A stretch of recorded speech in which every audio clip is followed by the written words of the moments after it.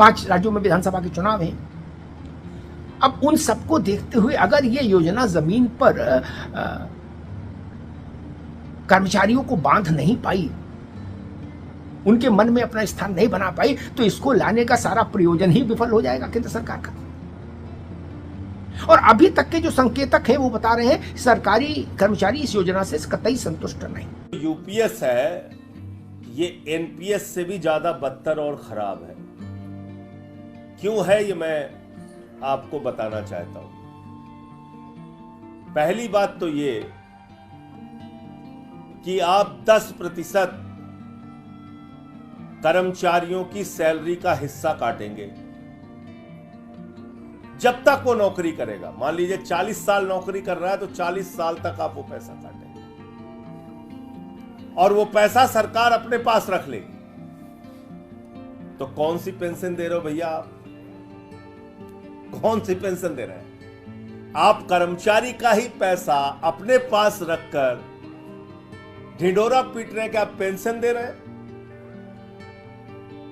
उसके बाद आप क्या कहते हैं कि अंतिम 1 साल की जो सैलरी होगी उसमें से 6 महीने की सैलरी एक मुश्त रिटायरमेंट के समय दे दी जाएगी। मान लीजिए 12 लाख है 1 साल की सैलरी, तो 6 लाख कर्मचारी को दे दी जाएगी। 40 साल अगर उसने नौकरी की है और 10% की कटौती उसकी हुई है हर महीने, आप सोचिए कितना बड़ा अमाउंट सरकार के खजाने में चला गया। लेकिन वो पैसा उसको नहीं मिल रहा है। वो कह रहे हैं साहब हम आपके पेंशन के लिए पैसा रख रहे हैं, इसी में से आपको पेंशन देंगे। तो भैया कौन सा एहसान आप कर रहे हैं? पहली बात, कौन सा एहसान आप कर रहे हैं? दूसरा, आपने क्या किया, इसमें एक नियम बना दिया कि 25 साल की नौकरी पेंशन पाने के लिए करना जरूरी है। 25 साल की नौकरी। अब आप जानते हैं अर्धसैनिक बल जो है, पैरामिलिट्री फोर्सेस, 20 साल के बाद मैक्सिमम लोग रिटायर हो जाते हैं। अधिकतम लोग रिटायर हो जाते हैं। अब तो उनकी नौकरी नहीं पूरी होगी 25 साल की, तो आप उनको कितना देंगे? 10,000 रुपए महीने। उनका पेंशन होगा 10,000 रुपए महीने। देश के अर्धसैनिक बल जो रक्षा करते हैं देश की, अपने प्राणों की आहुति देते हैं देश के लिए, संसद भवन की रक्षा करते हैं, हमारी सीमाओं पे बीएसएफ लगाई जाती है। आप मुझे बताइए, आप कह रहे हैं कि साहब उनको जो है, क्योंकि वो 25 साल की नौकरी नहीं कर पाएंगे तो उनको पेंशन के वो हकदार नहीं है। 2 बात हो गई। तीसरी बात यह है कि अगर यूपीएस इतना ही अच्छा है और 50% आप साल भर की जो अंतिम वर्ष के जो उसकी सैलरी है, उसका बेसिक्स है, उसका आप एवरेज निकाल के उसको आधा देंगे आप पेंशन के रूप में, तो भैया ओपीएस लागू कर दीजिए ना आप। जब आप कह रहे हैं कि यूपीएस जो है वो बिल्कुल एकदम ओपीएस की तरह है, तो ओपीएस लागू कर दीजिए आप। उसमें तो कर्मचारियों से कुछ नहीं लिया जाता था, बावजूद इसके पेंशन मिलती थी। तो इसलिए ये देश के लाखों कर्मचारियों के साथ नई जो यूपीएस की जो स्कीम है, ये एनपीएस से भी ज्यादा बदतर है और कर्मचारियों के साथ धोखा है। नमस्कार, श्री कृष्ण जन्माष्टमी की आप सभी को बहुत बहुत शुभकामनाएं, बधाई। शनिवार रात मोदी सरकार ने केंद्रीय सरकारी कर्मचारियों के लिए एकीकृत पेंशन योजना नाम से एक नई स्कीम लॉन्च की और सरकार का मंतव्य ये कि ये एनपीएस से बेहतर योजना है और ओपीएस का विकल्प है। यानी अभी तक जो नई पेंशन योजना चल रही थी एनपीएस, उससे सरकारी कर्मचारी नाराज थे, संतुष्ट नहीं थे। वो मांग कर रहे थे पुरानी पेंशन योजना की, ओल्ड पेंशन स्कीम की। और सरकार बीच में ले आई ओपीएस और एनपीएस के बीच में ले आई यूपीएस, एकीकृत पेंशन योजना, यूनिफाइड पेंशन स्कीम। अब केंद्र सरकार को जैसी उम्मीद थी उस ढंग का इस योजना को लेकर इको देश में सरकारी कर्मचारियों के स्तर से नहीं आया। सरकारी कर्मचारियों ने इस नई योजना का न तो स्वागत किया मोटे तौर पर और ना इससे संतुष्टि जताई। लेकिन फिर भी अब योजना आ गई तो स्वाभाविक है जो एनडीए शासित राज्य हैं वहां इसको लागू होना है। तो सबसे पहला कदम रविवार को ही, यानी ठीक केंद्र सरकार के ठीक एक दिन बाद उठा लिया महाराष्ट्र सरकार ने, और महाराष्ट्र सरकार की कैबिनेट ने इस योजना को स्वीकार कर लिया और कहा हम अपने राज्य में लागू करेंगे ये यूपीएस। रविवार को ही उत्तर प्रदेश सरकार में इस योजना पर मंथन हुआ, चिंतन हुआ और फैसला किया गया कि इसको लागू किया जाना है। अब उसके लिए औपचारिक तौर पर कैबिनेट की बैठक होगी और उसमें इस योजना को अंगीकृत कर लिया जाएगा, स्वीकार कर दिया जाएगा। उत्तर प्रदेश और उत्तराखंड दोनों राज्यों में माना जा रहा है कि एक पखवाड़े के भीतर यूपीएस लागू हो जाएगी। अब अगर आप देश भर के स्तर पर इस योजना को लेकर सरकारी कर्मचारियों में क्या प्रतिक्रिया है इसका आकलन करेंगे तो आप समझ जाएंगे कि ये योजना कम से कम सरकार के उस राजनीतिक लक्ष्य की पूर्ति तो नहीं कर रही जिसके कारण सरकार इस योजना को लेकर आई। ओपीएस की मांग इस योजना के आने के बाद भी कहीं से कहीं तक शिथिल नहीं हुई है। कर्मचारी ये कह रहे हैं कि एनपीएस से यूपीएस तक तो आई सरकार, अब आने वाले दिनों में ओपीएस तक भी जाएगी अगर हमारी लड़ाई जारी रही, हमारा संघर्ष जारी रहा।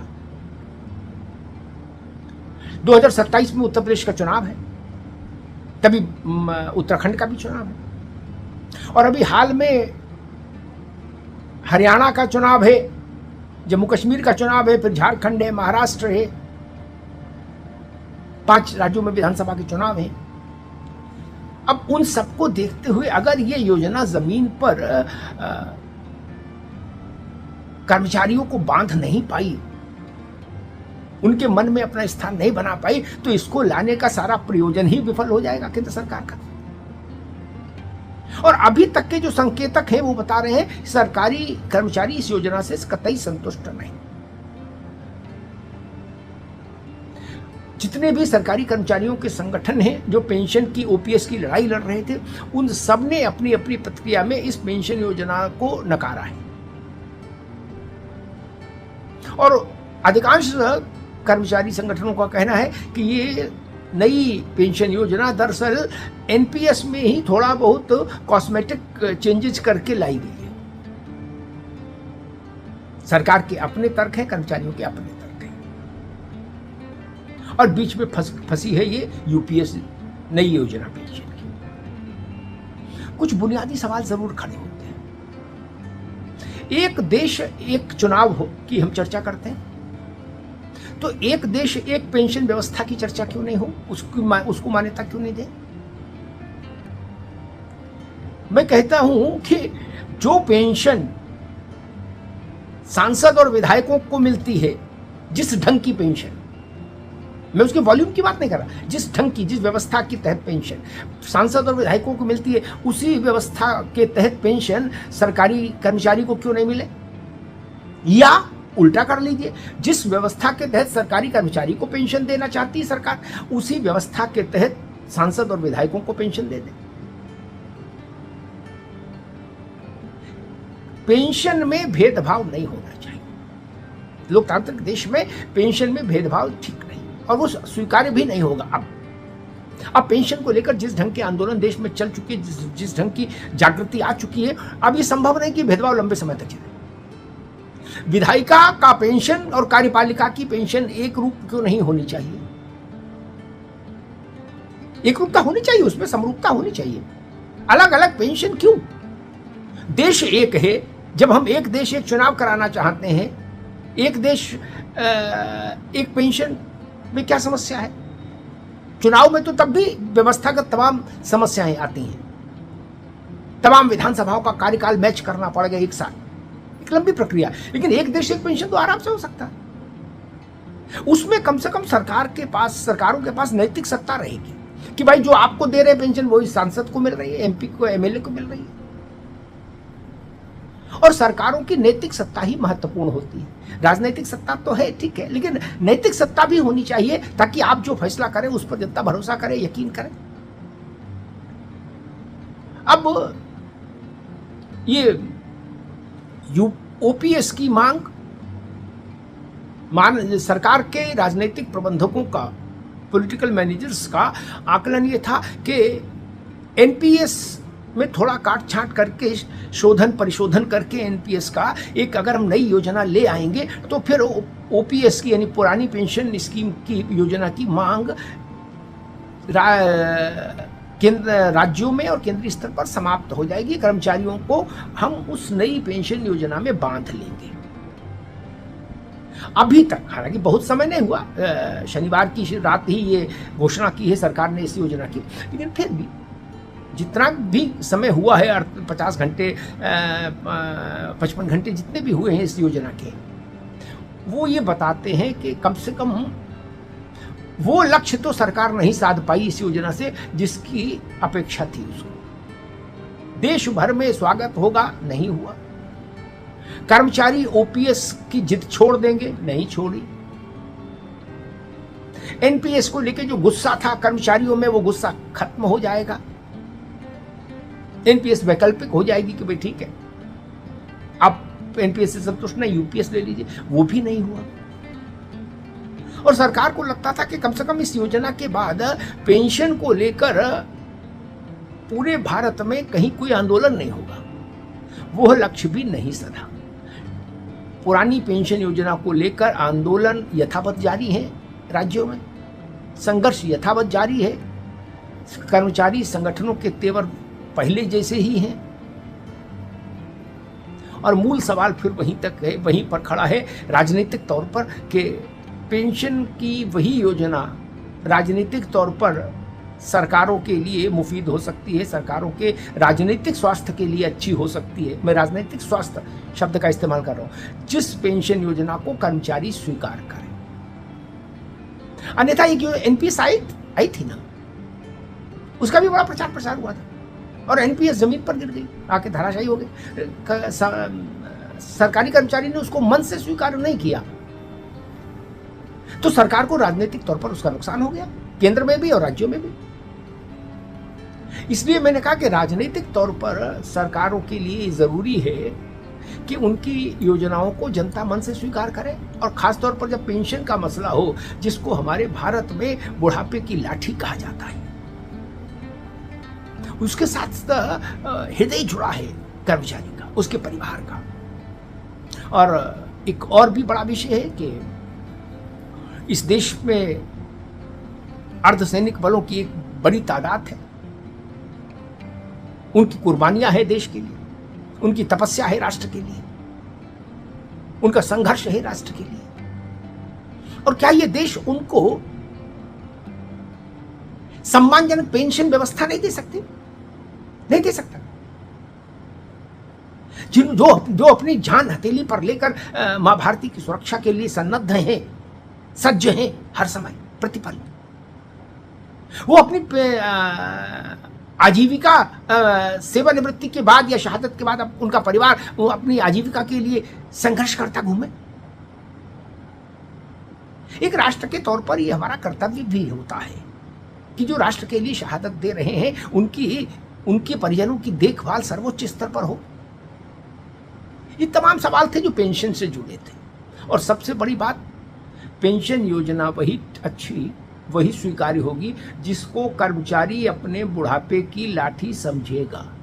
अर्थशास्त्री क्या समझ रहे हैं पेंशन योजना से? इससे सरकार का राजनीतिक लाभ नहीं हो सकता। सरकार को राजनीतिक तौर पर राहत तभी मिल सकती है जब कर्मचारी सरकार के द्वारा लाई गई योजना को बुढ़ापे की लाठी समझे। अभी वो मंजिल दूर है, इसीलिए ओपीएस की लड़ाई जारी है हर राज्य में यथावत। धन्यवाद। दोस्तों 15 जुलाई 2024 को जो जेसीएम के आला अधिकारियों के साथ में, वित्त मंत्रालय के सेक्रेटरी के साथ में जो मीटिंग हुई थी, उसका मैं काला सच आपके सामने लेके आया हूं। बिल्कुल पुख्ता सबूत के साथ में वीडियो जरूर बताऊंगा।